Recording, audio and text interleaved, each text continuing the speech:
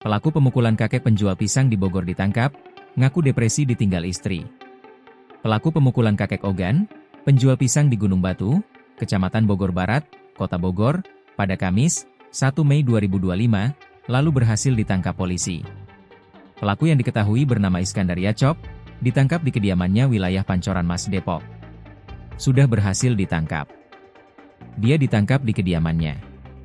Saat ini sudah ditahan, kata Kanit Reskrim Polsek Bogor Barat Ibda Imam Bahtiar saat dihubungi tribunnews.bogor.com, Rabu, 7 Mei 2025. Berdasarkan hasil pemeriksaan, Iskandar mengaku sengaja memukul kakek Ogan.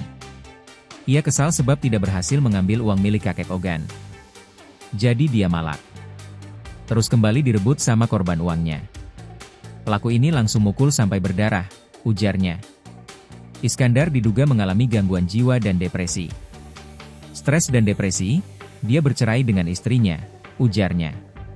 Saat ini, ia sudah ditahan di Mako Polresta Bogor Kota. 1 unit sepeda motor milik Iskandar ikut disita dan menjadi barang bukti polisi. Diketahui sebelumnya, viral di media sosial Instagram video seorang kakek penjual pisang dipukul seorang pemotor hingga berlumuran darah di wilayah Gunung Batu, Kecamatan Bogor Barat, Kota Bogor. Berdasarkan video yang dilihat, kejadian ini terjadi pada kemarin, Kamis, 1 Mei 2025. Dalam video itu, kakek penjual pisang sedang berjalan kaki sambil membawa dagangannya. Tak berselang lama, seorang pemotor menghampirinya. Namun, sayangnya, saat aksi pemukulan, tidak terekam kamera CCTV. Menanggapi hal ini, Kasih Humas Polresta Bogor Kota Ibda Eko Agus membenarkan kejadian. Katanya, saat ini, sedang diselidiki oleh Polsek Bogor Barat.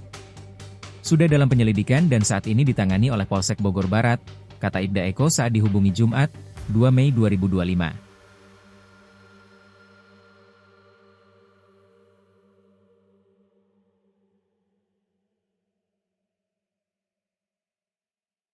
Download Tribun X sekarang, menghadirkan lokal menjadi Indonesia.